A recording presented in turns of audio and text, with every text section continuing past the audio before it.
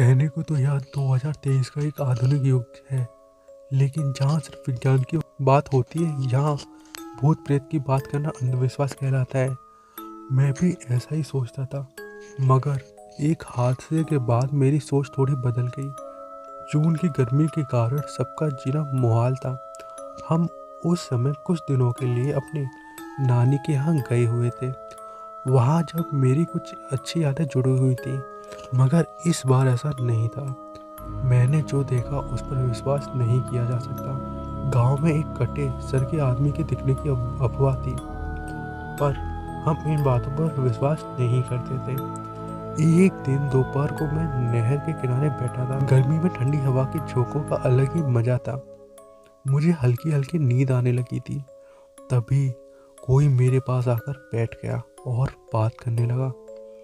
मैं भी आधी नींद में उससे बात करने लगा। बातों बातों में उसने मेरे अतीत बता डाला, और फिर जब मैंने उसे देखा तो मेरी सांसें वहीं रुक गई। उसका सर नहीं था। एक पल में मेरी सारी नींद उड़ गई और वो आदमी भी अचानक से गायब हो गया।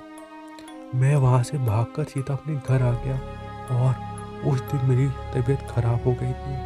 जो मैंने देखा शायद वो मेरा सपना भी हो सकता था, क्योंकि मैं आधी नींद में था। मगर जब भी वो घटना याद आती है, मेरी रूह कांप जाती है।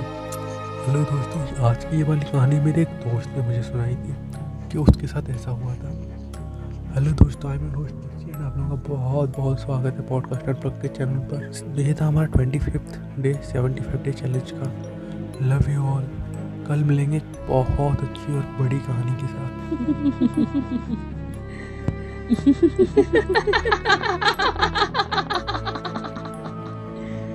Kenapa tak tidur lagi, ha?